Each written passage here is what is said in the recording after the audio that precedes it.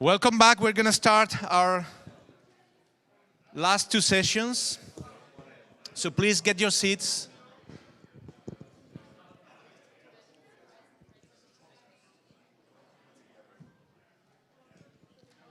Harvey, nice to meet you, by the way.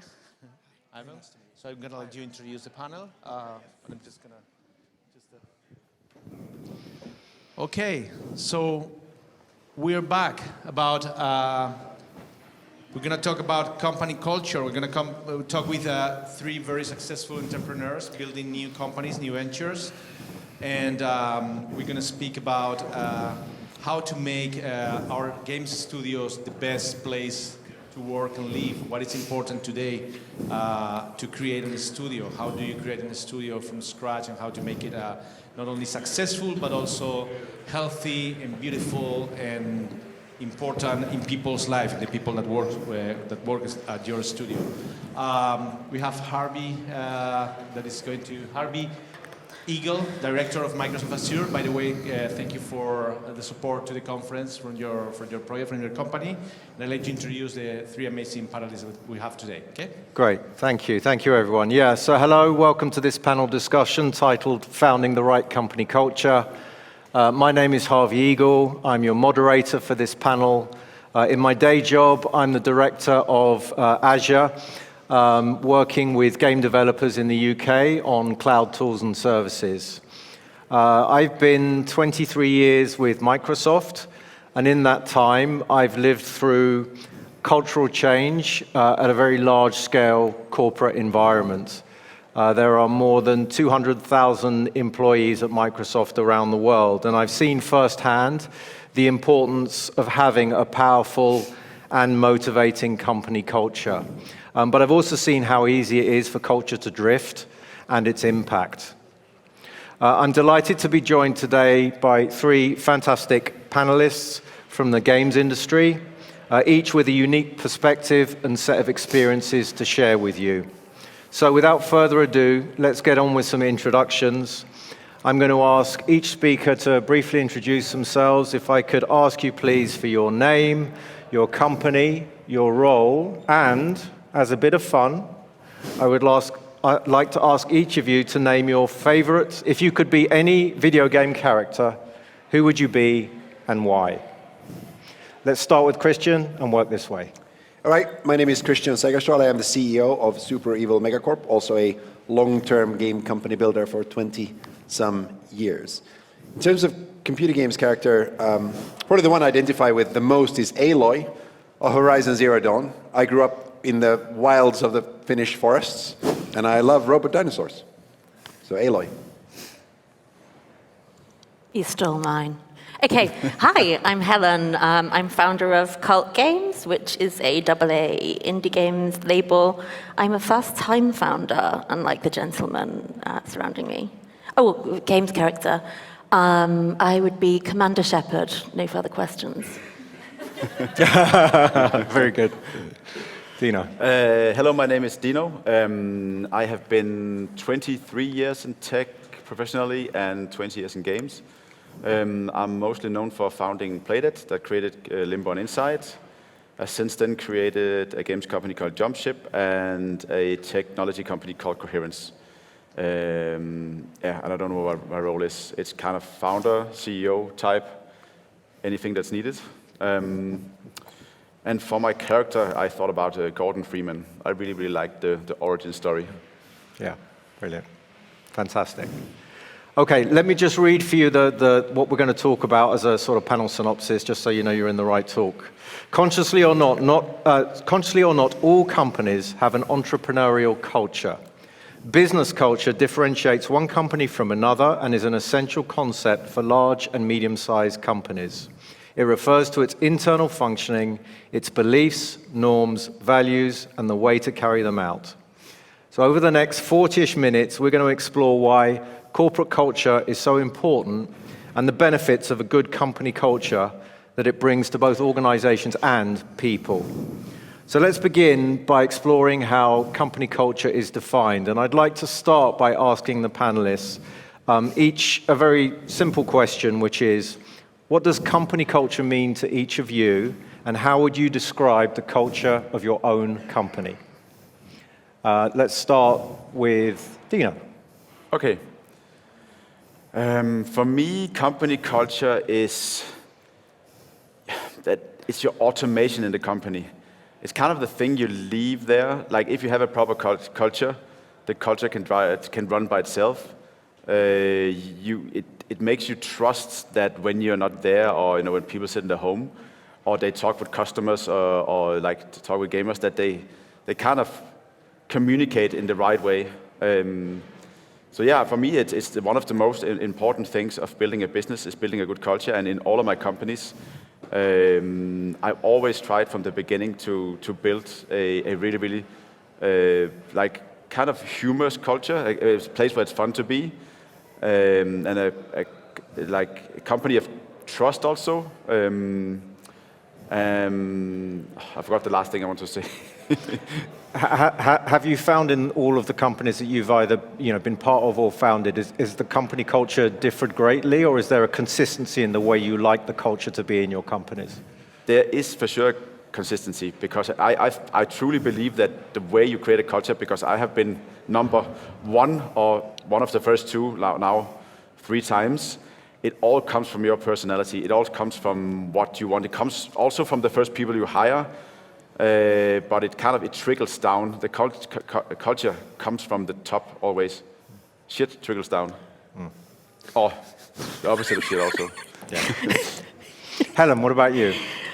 Sorry, I'm just getting over that imagery. So I think to me, culture is the environment you create for one another, the behaviors that you encourage, how you show up for yourselves, how you show up for each other. Automation's an interesting way of putting it. It's like, what do we want to accelerate? I mentioned that this is my first time founding, a long-time exec, first time founding the thing. And one of my first big shocks actually was when we were talking about what are our values, how do we want to show up? And the whole group just started describing my personal values, and this sort of, the weight of that responsibility suddenly becomes really profound, because all human beings, we've got great traits and we've got not so great traits. It's like, okay, how do we systemize the good and make sure that we're mitigating the bad? I describe our company culture as intense. Everyone cares a lot about having fun. We're called cult games, right? So, we have to be the first mega fans of everything that we're working on. So we are very intense, very human. One of our dev partners actually gave me two pieces of feedback. He said, first of all, I loved this. Genuine people who care about making big things happen and having a good time doing it. Loved that. He also said, nobody in their right mind would call their company the cult, and we think that's part of your charm. We knew that you wouldn't be corporate or safe. So I guess that's us. Great. And Kristian? So to me, culture means what actions we can reasonably expect of each other as we work together. So what we do and what we expect other people to do. And together they form sort of, I guess the way I tend to describe it to my teams is like it's the operating system of the company, if you like. We've all worked on bad operating systems, and no matter how good your software, if the operating system is bad, nothing is going to work. And in fact, I consider my 2 most important jobs as a chief exec is to find the right people for whatever it is that we're working on, and make sure that the working culture between those people brings the absolute best out of everyone. So the kind of metaphor that I use with my teams, literally, I'd say it again and again and again, bores people to tears at this point in time. But making games is like making music. It's my job to build a stage, find the best rock stars, and then get them to play music as a band. And anyone who's been playing music knows that that's a thing where you can't direct people to play great music. They just have to feel it, hear it, play it, and enjoy doing it, and great things come out. So that's how I think about culture. In terms of what our culture is like at Super Evil, and frankly, probably pretty similar across all the companies that I built, I do really agree that it reflects the values of the founding team, certainly. Although it's not just that, it's also the founding employees and more. But I would say that first and foremost, we're kind and respectful. We believe that to get the most out of each other, we must create a safe environment where everyone knows that whatever their feedback or opinion, it's respected and listened to. A bit like improv, we're yes and. We're never shoot down other people's ideas. That said, we're also incredibly professional. We turn up on time. We do what's needed. We over-deliver versus our own expectations. Out there, we want to, we don't take ourselves seriously, but there's nothing more serious to us than the quality of our work and how we come across, both to our staff, to our partners, to our players, to the community, to everything else. And then finally, we have fun. We enjoy doing what we're doing. We think that making games should be as much fun as playing them because, frankly, anyone who is involved in the game industry knows it's hard work. You have ups, you have downs, things go sideways, and you should be able to enjoy the journey as well as the outcome. Yeah, fantastic. So something that I'm really, really interested in, and you're all either founders or co-founders of companies, in some cases multiple companies, and I'm really fascinated about how you start to establish a company culture in the first place, especially at the beginning when you're founding or co-founding a new company. Do you consciously sit down in a room together as a set of founders and work through a vision and a mission and a set of values from the very, very beginning? Or is it sometimes the case that the company just gets to a certain size and you realize that actually you need to define this for others who work and come to the organization? How does it work? How did you each come about defining and establishing your own company culture? Helen, why don't you start, since you're the newest formed of the companies that are up here? Yes, we talked about it. I think that we're definitely finding that we keep hitting these inflection points where we probably have to just keep reviewing and refining. But yeah, we did talk about it. It tends to be a sort of an ongoing open dialogue. We try to have just foundational phrases that we keep coming back to. It's super important to us. We're all here to perform to a very high standard and do the best work of our lives, which means that there's a lot of very direct, open conversation, but it's super important to us all that always comes from a foundational place of respect. One of our rules is just speak sideways to everybody, speak sideways to billionaires, speak sideways to our partners, speak sideways to QA. That's really, really important to us. So yeah, we have defined values. We pull one another back if we think that it's drifting. So yeah, it was very intentional. Yes, we workshopped on it. I think that we're probably hitting that point now as we're scaling that we need to review and refine it down to sort of a single phrase.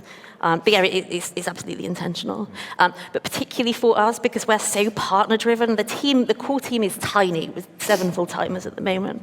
But we work with partners. We're basically, we are nothing without our developers and our PR agencies and all the people that we work with. So being really, really clear about how we behave with them is super crucial. So it's always been important to us that we feel like with our partners, first-party team, everybody is a part of the cult. It's one of the reasons that we chose the name. We treat everyone like the members of the team. We value them. We honor what they're doing, what they're bringing. So we try and keep it very, very human, hold ourselves to a very high professional standard, but yet respect one another's humanity. It's very, very important to us. So yeah, very, very intentional, and I think that we'll have to keep reviewing as we hit different scale and inflection points. Kristian, how about for you? Yeah, I'm highly intentional about culture. As I mentioned, I really consider talent and culture as the 2 most important parts of the job, the rest being execution, strategy, and finance, right? But talent and culture are the 2 most important things, and I feel like culture it's a common. It decays. It's like a garden or whatnot. It decays if you don't look after it, and if you plan it well, you can create something amazing over time that self-reinforces. But it does need tending all the time, and I consider that my job. The thing I would say is that culture is foundationally about actions. It's not about words. You need the words to underpin the actions a lot of the time, but it's really the actions that count. The words mean nothing without the actions. So the sorts of things that we do, and I would say the minute that there's more than 4 of you in a company, you should have your first conversation around, hey, as we hire more people, how do we set them up to succeed? Like, what is there like a handbook? Is there some short writing that suggests who we are and what, like, just how to be successful in this environment? And after that, you should be revising that handbook with the whole company about every year, every 6 months, every year, something like this, because it just makes it much easier to join the company, because it's much quicker then to understand, oh, here's a set of words that matches the actions of the company, and I know that if I take those actions, I will be successful here, and I will feel like part of the team. And I think the unit of culture is called a meme, right? And these days when we think of memes, we think of internet memes as part of youth culture and whatnot. But it is also really important to create inside of the company memes, things which happen, which are units of culture, little rituals, little things, little things that are kind of idiosyncratic and unique to your company that people roll their eyes at sometimes, but they become one of the cornerstones of who you are, fundamentally, like your little unique ticks as a company. So for example, we revise our handbook, which is, by the way, at superevilmegacorp.com/handbook, if you ever want to read it. We actually revise it about once a year. And every time we've revised it, we actually read through it all together in an all hands. And then when it comes to the values part of it, we actually all read them like over Zoom. Imagine 90 people at the same time reading out loud something. It's hilarious, it's like ridiculous, but it's a thing we do because it's important that we all understand it, and then we hold our hand up and say we commit to upholding these values until we revise them, until we choose to revise them. So those are just. I feel like that in itself is a ridiculous ritual, but it's a thing we started with, and the bigger we become, the more ridiculous it's become. But it's like it's a little meme of what we do, and I think that those sorts of things are important to also signal to your company that you care enough about culture that you're willing to do somewhat ridiculous rituals internally to signal that you care about the culture of the company. So that's I guess how I think about it. Dino? I agree on a lot of it, and I think it was an important point that, as I said before, you start the company, you are the culture, because you're one, right? You have the next one, or you have your co-founder, you define the culture there, you get more and more, and the first people define the culture, and there's diminishing returns. When you go from 30 to 31, then there's diminishing return on how you change the culture, because you're already set in stone. So again, my feeling is around the 15, then it gets a bit more stuck. So you really have to think about the first hires, and I feel you have to prioritize people that provide good culture over talent sometimes. I really love talent, and I think it's really important for a company. But sometimes if you have to choose between, this douchebag coder that is really talented, I've several times actually said no to that because I knew it would destroy the culture, and maybe he would be like a lone wolf, but it would remove productivity for 3 others. But again, and then it's all about actions. It's all about what you do, and it's weird, but people follow what you do. Like, people look to you, and in the start I thought it was, I didn't think so much about it, because I thought, I'm just me, why should they look at me? I feel the Danish work culture, we're very flat. We don't see our bosses as bosses, and I don't want anybody to see me as a boss, but I think it happens a bit anyways. If you're telling jokes, people start telling jokes because they see it's okay. If you fail publicly, people also learn that, okay, you can fail publicly, you don't need to hide your failures. It can be a fun thing that you did something, worked the whole day on something that you find out was not the right thing or whatever. And honesty is also something you have to show, and everybody follows it. But yeah, I think it should be very intentional. I think if you don't do it intentionally, you will steer off. The other thing is also, I think you can correct your culture. I'm a very loose person, as you can see. We have sometimes a bit hippie culture internally, and you can also correct it, right? One time we played it, people started coming. There was like an all company, like no Zoom, right? It was pre-pandemic, very pre-pandemic. People started coming in 10, 11, 12, 2. People also worked, to 7, 8, 9, 10. And we were just like, it's fine that we are loose, but this is too loose now. Now this is like, so we created core hours, and we just didn't mandate anything. We just said the first meeting is at 10, where we all are there. So you have to be there for that meeting. And we kind of, corrected a bit. Okay, that's made, you could still come at 6 and go at whatever, when you have like 8 hours in the day. Or you could come at 10 and go 8 hours later. But it was like we kind of created core hours. And I think that was us correcting the culture where we thought it would be loose, but we found out this is too loose now. This is like, no, we cannot scale meetings anymore. And I think you can kind of have, you can do it intentionally, but still steer off in directions where it's not what you meant it to be. I actually really agree with that. I think that's why that sort of periodic revision process of your actions and what you expect of each other is so important. You can decide, hey, you know what? Our handbook says, or the way that we work says that we should be doing this. We should turn up to our meetings on time, or we can, we have a 10 o'clock meeting, or whatever it might be. And we're no longer doing it. Is this because our culture has evolved? We have found a better way. There's now a better way to run this company, at which point in time, hey, let's revise what the rule set is and what we expect of each other. Or is it that we've drifted and it's no longer like, it's not working, we've drifted now, let's recommit to doing this thing because we all work better when we do this thing together. Yeah. I think that periodical revision process is incredibly important because cultures, they do drift, and they do sometimes you need a serious culture or a correction. Sometimes, of course, if a catastrophic event happens of some kind, then you might need a stronger correction. Like there might be that your culture has drifted, and we've seen this in game companies a lot where there's some element of toxicity that has crept into the culture, and you need a moment of like, you sit in a circle almost and go, okay, so who are we really, and how do we make a really clean break with the past and do a different future? It also depersonalizes it, right? So you're not dealing with this individual toxic person. If you just actually, this is just how it's an us thing. It's how we're doing things. It's sort of systemizing these sort of cultural elements. Just depersonalizes the negative, and it just makes it okay. So we have to upgrade an us thing. Yeah, because I think if there's one person that's a problem, you can talk with that person. But if I think it's a culture, it's everybody doing it. Yeah. Maybe you also started doing a thing. Maybe you started coming late. And it spreads, right? You have one person doing it. It spreads very quickly if you don't.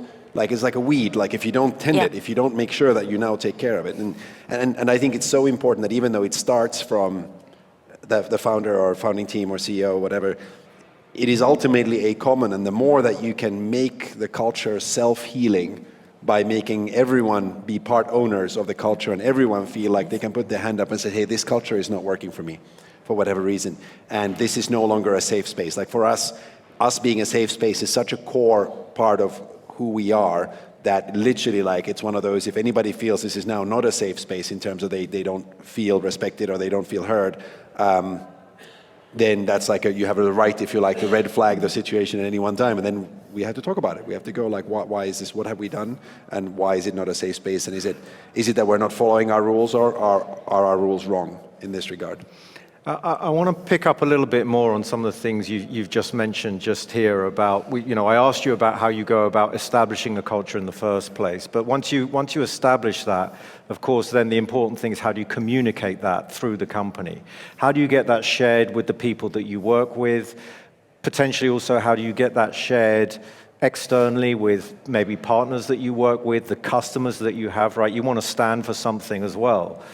So I'm just curious, you mentioned about some of the rituals, Kristian, that you go through internally where you speak back to each other, some of the values that you have, and you do that almost communally. I'm just curious, are there any other methods that you use or tools that any of you have used to help communicate your company culture? Anything you can share with the room?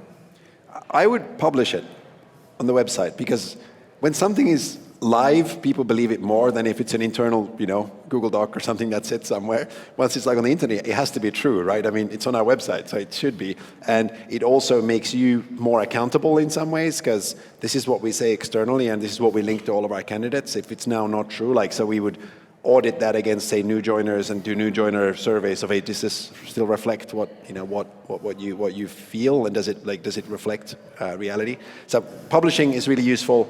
Periodic reviews of everybody being part of it. Everyone can suggest an amendment to a handbook, and then you can discuss it during big town halls where you can vote on different things. Not that culture should ever be a democracy. I think you need to decide where you want to take it. But I think it's important for it to be very participative, like where lots of people pushing ideas and whatnot.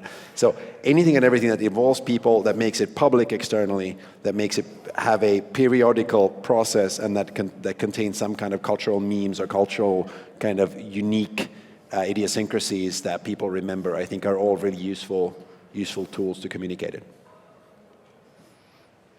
Any other thoughts? Yeah, I mean, I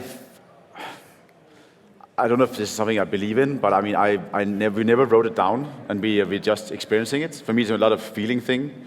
Once in a while, the leadership team is, we come together and we talk about, like, is it like just the health of the company?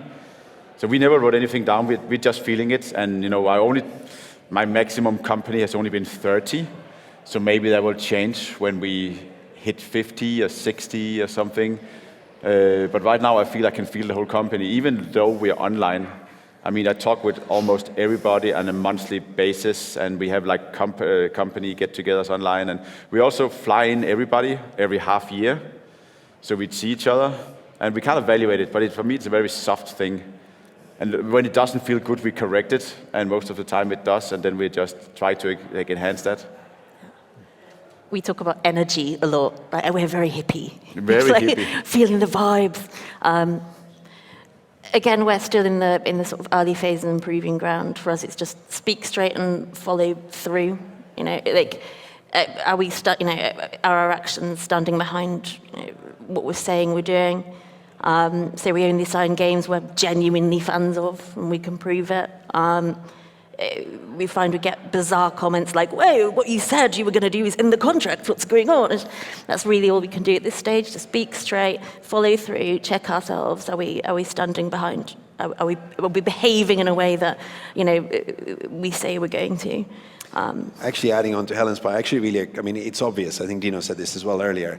But really modeling behavior and making sure that all senior managers really model the behavior, and ideally even call back as to why they are doing this thing, where, hey, transparency is one of our core values, so we are walking through in much more detail what we just did in some finance review or some whatever it might be, strategy review, than you would perhaps expect at some companies, but this is a value of ours, so we are doing it. But walking the walk. Yeah. Day in, day out, ultimately is the single, probably most important thing to preserve culture. And I think Dino was the one who said it, like, if somebody doesn't do it, it's like it becomes so jarringly obvious. You can't expect to hold your company accountable for a culture that you yourself or your kind of the senior management team doesn't uphold themselves. Yeah. Can I say, one thing I actually realized I do is every 3 months I have a company-wide presentation where I just, again, also because we also like transparency, where I talk about everything in the company, and I kind of talk about the good things and bad things, and like where we're heading, and I can also try to, I like when companies are built with intention, both in terms of culture and also the vision, but after that, I think it's important to include everybody. So include everybody, why should they care about where we're going, and I do this, and it's become a thing. I know everybody's looking a bit forward to it. So whenever we have a get together, like, oh, are you going to speak again? They really, really want this, this time where we all can sit down and think about what the company is and where we're going. And I think that's part of us forming the culture. And again, we don't write it down, but it's forming it every time, because I take everything up from the company, even the bad things, if there's something we didn't achieve, and talk about it, and not in a bad way, just like this, like together we didn't achieve this, so we do this in the future. Yeah. And how do you know when the company culture that you espouse, that you aspire to have, how do you know when it's there, when it's working? Like, it's a somewhat nebulous concept that we're talking about, and I'm just curious about the measurement of it. Is there anything that you do to measure whether the company culture is as you wish it to be? It's pure feeling. It's purely how we feel when when we talk with people. So it's very arty-farty. Is it flowing? You can feel when it starts to jar. Yeah. But Kristian, you've run bigger organizations, so you've probably got... No, so I'm actually a big believer in instrumentation in general. Like, this is true both for player behavior and just trying to figure out how to make better games. And I feel like, in fact, the way that I justify this internally, and I know that, I mean, I talk about this far too much internally and people are bored of it, but it literally is the same thing. We cannot know how to make our games better if we don't measure player behavior. In a similar way, we can't know if our culture is working if we don't measure it. I agree that when you're small enough, you can feel it, in particular if you're in the same room. But when you're a little bit bigger and you can't talk to everybody every month, it's much harder. So we actually use a pulse survey tool called Office Vibe for this. And it's actually part of your job at Super Evil is to make sure that you respond to those questions. And part of your job as a manager is to make sure that you respond to any both named and anonymous feedback, always when it comes in. So as a result, we have a fairly strong set of quantitative scores internally as to how we're doing on all of our major axes, from how well do we trust each other, how do we feel our feedback is being received, how well do we feel, how good do we feel about our relationships with our managers and such things. And those scores, they fluctuate over time, and they also, I present them back to the company about every 6 months or so. I was going to ask whether you share those back. I present them back and say, here's how we're doing, and you can see I also show them segmented by gender, segmented by time zone, for example, segmented by project also. Not because there's a high score or like anything like this, but rather just to show, hey, these things fluctuate, and if you see a low score somewhere, we're all, like, being company builders is one of our key values. We all build this thing together. If you see a low score somewhere, help out. If there's if people are stressed out in Latin America on a specific project, then we're probably not doing a good enough job as leaders to support that, but also there's probably something you can do as peers to just send them energy or, whatever it might be. So I actually do think that instrumentation is important. The numbers, well, and then the main number, honestly, that I look at across the board, which is just it's one of my own KPIs, is the employee net promoter score. So what is the share of employees that rate us? The question goes, if you were to recommend working at this company to your friend, what would you rate it as from 0 to 10, right? And if you rate it as 9 or 10, you're counted as a promoter. If you rate it as a 7 or 8, you're a neutral. 6 or below, you're a detractor. And then you take the number of promoters divided by the number of detractors, and you get a net promoter score, right? And that number is something that I track very, very tightly, and is something that I'm constantly working on and trying to work through. How can we be a company that well, firstly, over time, there are no detractors, so nobody that rates us, because frankly, if we're a 6 out of 10 experience or below, then either you're the wrong person for the company or we are really doing something terribly wrong. Like, it should not be a tolerable situation long term. It can happen short term, but shouldn't be long term there. And obviously, we don't all have 10 out of 10 days, and that's fine. But over time, we need to be trending upwards on this across all teams. I love that. How often are you surprised by the results of the all survey the time. that kick out? It's all, in particular, the segmentation around it is surprising a lot of the time. And so I look at it like all the time almost, but then I do these long, bigger presentations as a leadership group, we look at them every 2 weeks, just look at, hey, has there been any significant changes anywhere? And then as a company, we look at them every 6 months, and we often do company-wide brainstorms of, hey, it looks like we feel wellness is down from, let's say we used to score 8.7 on average on wellness, and we're now scoring 8.1. That's a pretty significant drop in 6 months or whatever. What's going on? Can we get some more insight on this? And does anybody have ideas as to how we fix it? It's been a fairly important sort of quantified feedback tool, and also a prop to some degree to actually talk about our culture together and what's working and what isn't working. Yeah, fascinating. I agree it's not needed in smaller things, but I found it really useful as an all-remote company when I can't, walk over to people and just kind of see how's things going in particular. No, it's been really net useful. promoter thing. I think I might steal that. I'd like to ask also about recruitment. So obviously recruiting talent is critical, and when you're recruiting talent, you want to make sure that you're recruiting talent that aligns with your company's culture.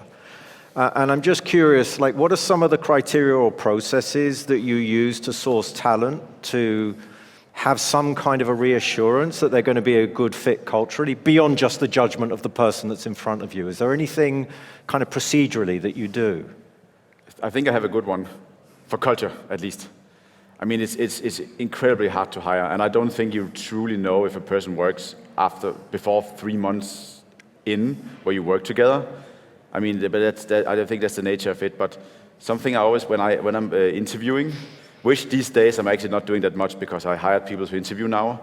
But something we do is, and I did before, would you invite this person home for dinner? I mean, it's such a weird thing, but it's like sometimes if you see it with that light, like if you don't want to invite that person home, why not? And I feel that's something is like how we test the culture. I'm super curious about that. Do you think? I'm really curious about this. Do you think that, like, is there what's it called, a risk that you're too homogeneous, if that's the case? As you know, I don't know the answer, to be clear, because it's a really interesting question. I've never thought about it, but like, is there a risk that you bias toward people like you, which to some degree you do, right? Because it's culture, but is there a risk of doing too much of it?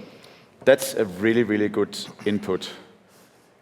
But from we were 20, I haven't been hired. So the last 10 is going to have dinner with another person now. Yeah. And we've never been to one of his dinner parties. I mean, it might be a shit show. You never know. No, completely. I mean, I like a lot of different type of people. But I agree with you that could skew towards a certain. But I just feel like I really want to be at a company where I like to talk with everybody. And then we had an on-site recently. It was in February.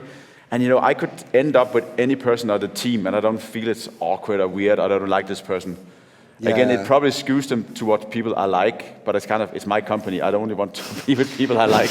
Yeah, it's fair. But it is interesting because I'm actually trying to sort of in my mind scan through. Is there anybody that I work with that I wouldn't want to go for dinner with? I don't think there is. I think it's true. I'm not sure that all of them want to come for dinner with me. But that's another thing. That's a different story. I don't know. Yeah. Okay. Obviously, in the last few years, all of us have lived through massive change in the way that we work, the way that we collaborate with each other. Many of us now work either 100% remotely or across distributed teams. Nearly all of us are hybrid working in some degree. This brings a different set of challenges, and I'm just curious to hear from the panel. What are some of your key learnings in building either an all-remote or at least a hybrid work culture? I can start again. Yeah, go for it. So Playdate was all in office. Jump ship became hybrid after COVID, and Coherence is built from the bottom up, fully remote. So I've tried all of the things, and I prefer personally to be in office. But there's something about hiring talent from all over the world that is just, you cannot beat that either. Of course, you cannot have the same, you don't have chatter in the office. You cannot go past somebody having a talk and join it, or like you lose a lot of feeling of what's happening in a company. So I think my learnings is that one point is like we always have touch point all in the company meet in the morning, and it's weird. It's become a bit awkward now. Like when we are 20 of 25 and the call is almost not everybody that's there. It's very quiet. Like nobody. Like it's like here. Like every day is you're on a stage and you're talking to 30 people. You don't do that in an office, right? Mm-hmm. You talk with smaller groups. But it's kind of what we do just to see each other because I want to get a feeling of everybody. I want to see how they look in the morning, if somebody looks like, I don't know, to get a feeling of how people are. Then we break out in smaller rooms, and they're random. So you break up a room with 4 to 5 people, and then you get a sense, and we do it random all week, so I get to talk with different people all week. And then we talk about our day and so on. But it's for me, it's just such a key thing to get a sense of what people are thinking, what people are doing, and then without this, you cannot see them physically anymore and like be deliberate about it. We have to make these structures and force people to be part of these online structures. I thought originally that I wanted to be absolutely a totally remote company, and that would be the case with or without pandemic.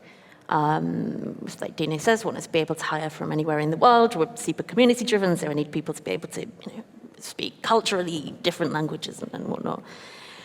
And sort of a little while in, a couple of us looked at each other just like, this sucks. I hate working from home. I like being around the energy of my colleagues. Like, it's similar in our hiring. It's like, do we believe the same thing? Are we excited to see each other? So we did end up getting an office in London, but still we do have folks in Japan and in Portugal and in France and Sweden. We have people everywhere. But those of us in London actively kind of want to go into the office. There's no Monday, it's just there. And I think particularly because we're building something, being able to bounce off each other's energy is really, really important. And because our approach is intended and designed to be ultra creative, we find that we do need to get people into London relatively regularly. We're still playing around with the cadence of how often. It's historically been every month we've gotten together for around a week. But this again isn't mandated. It tends to get pushed from the theme that we need to get into a room together. So we're still figuring that out in terms of systems, all the boring stuff, morning stands, we're checking at the end of the day with cool things that have happened, which helps me keep an eye on who's working till midnight and trying to get them to stop. Projects management software, all that boring stuff, but actually energetically we do find that we like to get together relatively often, but that's just ours. Yeah, I mean, it's interesting. I think there are lots of ways to build great companies, I think. We did go remote first well before the pandemic, and we went all remote during the pandemic, and we have now declared that we are all remote forever and always as a company. And whether you are, whatever model you choose, it comes with trade-offs. Mm-hmm. And the question is making sure that you fully embrace the trade-off and really make the most of the thing that you get while minimizing the downside of the thing that you don't get.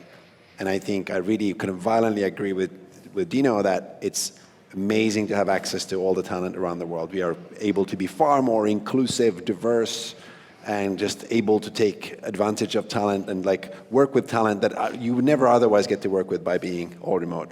It does come with the overhead of having to spend much, much more time on culture, on connecting as human beings, on investing in people, occasionally flying together to connect as human beings, doing all those things.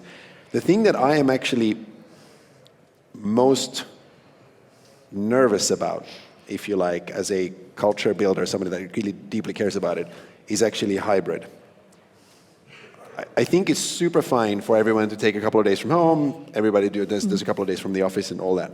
But if you start creating different employee experiences, where some people are all remote, some people are not all remote, I don't know how to build a unified culture across the company in that setting. I don't know how to build the expectation of the same actions, of people being able to expect things of each other when there are some corridor conversations and some people being stuck at home. So that's why one of our lessons when we were remote first, but hybrid, it became clear. That's actually when I was in California then.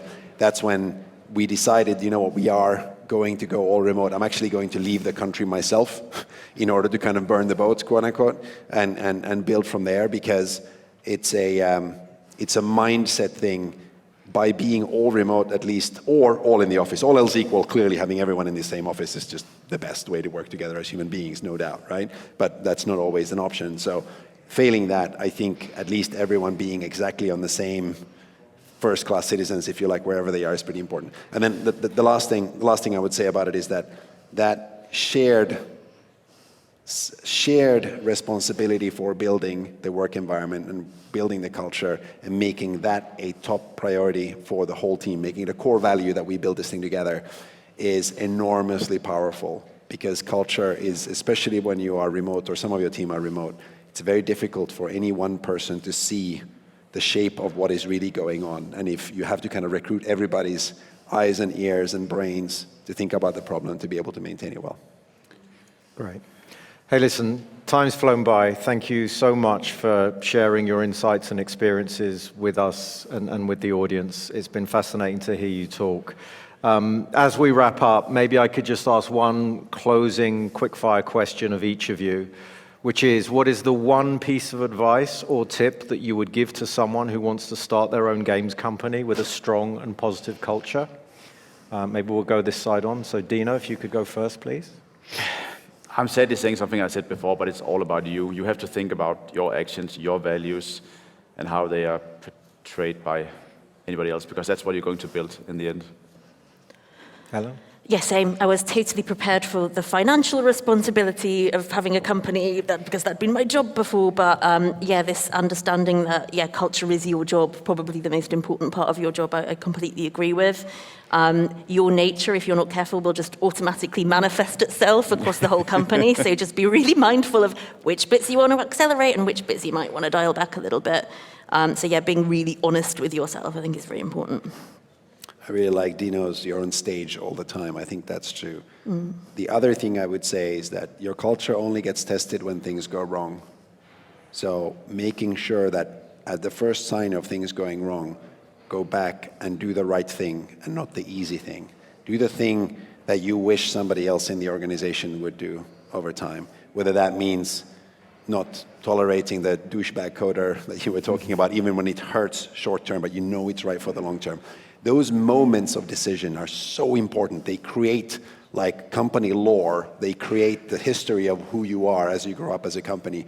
So taking those decisions early, doing them very thoughtfully and well, and those actions in difficult times create culture like nothing else. So take them really seriously. Strong ending. Ooh. Yeah, this is good advice, trust me. Thank you all very much. Best Thanks thing for obviously is joining me. nothing ever goes wrong, at which point in time, great. Thanks to our panelists. Thank you. Okay, no. We have time for a couple of questions, maybe, if you don't mind. Oh, you need to run. Oh, yeah, you do. No. I've got to get dressed for the BAFTAs. No, it's a two quick questions, but if you can, you want to stay or you do not? No, I'm a very fast runner. I'll make my train. Okay. I'm sure there are some questions. Some of there. No, it's okay.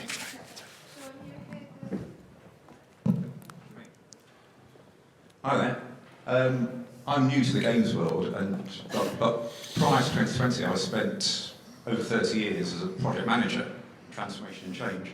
And it touches on so many points you say, because I used to go from dozens of companies across so many industries, and of course I was brought in when things had gone wrong, and it was in every case it was a big project, and in many cases like a board member had been sacked or something gone really wrong, and you could pretty much write the checklist from what you guys have said, because it was about leadership and this particular project, and you look at it, and I go to the board and I'd say some things about culture, you guys are supposed to be good, and they go, where'd you get that from? I said, oh, your website. And most of them didn't know what it was, and it's like all these things when it goes wrong. And the thing about repetition, when we start to remediate the project, and you had to get the board to go and redo their values in some cases, just repeating it, and you say, to the point of boredom, every meeting you start off with it, and after a while, then they do it themselves. Like you were saying, about the talking sideways, one of their values was we talk to everyone equally, and you hear some people bad-mouthing freelancers, and then they take each other to one side and say, don't do that, and it's fantastic. And then the action, the final thing, again, there's tons of stuff on here, but the phrase, hire for attitude, train for skills, which is what you said, isn't it? And they got into this thing where they'd use the values from the website, and that'd be the first part of the interview. They'd really drill into that. It's like the other stuff you can train you on, but it's all about culture. Thanks. Thank you. Hi, that was such a good talk, thank you. I was just wondering what your thoughts on crunch and good company culture, because people are so passionate in this industry. It is something that's insidious and it seeps in, and it also comes from people working. You want to do that extra 10 minutes, you want to do a good job, and I just wondered what your thoughts on that were. Yeah, I'll offer my 30 seconds. So we talk about this a lot. There are two important things in our minds. One is that crunch is always a failure of planning. It is always a failure of planning, including planning for the unexpected. It's literally in our how we lead. If you look at our handbook, it is a failure of planning if we crunch, even if that comes from a third party or whatever. It's just we didn't create enough buffer time to be able to take care of that sort of thing. So we hold ourselves as leadership responsible for not getting there. Secondly, to your point, it happens insidiously because people are very ambitious and they want to make it better. And it's actually one of our, as part of our how we lead, is we model and we are very cautious about taking care of each other, like that value of being kind, of ensuring that we check in with people and making sure like mental health is really important to us as a company. So ensuring that we check in on each other and that we raise a flag when we see this person, this is not sustainable. You may think that you are being a hero for the players, but you're actually letting yourself and the team down, because ultimately if what you're doing is not sustainable, you will burn yourself out. And that means that you are burning out a key resource of the company, and the company, the evil megacorp, doesn't like that, right? So as a result, like this, making sure that we take care of each other is such an important value. Yeah, exactly that. It's say don't screw each other over. If you are turning up late and not and fitting in, you're screwing each other over. If you're turning up exhausted because you've been working ridiculous hours unnecessarily, you're screwing your colleagues over equally. So yeah, it's just calling people out and kicking them out of work, or if there has been a period, right, where it's just been an announced week, for example, just we'll kick people off, just take time off. So just intervention. You are trading off long-term life energy with short-term productivity, and I am against it, but I also know sometimes it cannot fully be avoided. But you just need to have to know that like the more you do it, the more you burn off your long-term life energy. Yeah, I think the way that we phrase it is we work hard. We're proud of that fact that we work hard, including working hard to avoid crunch.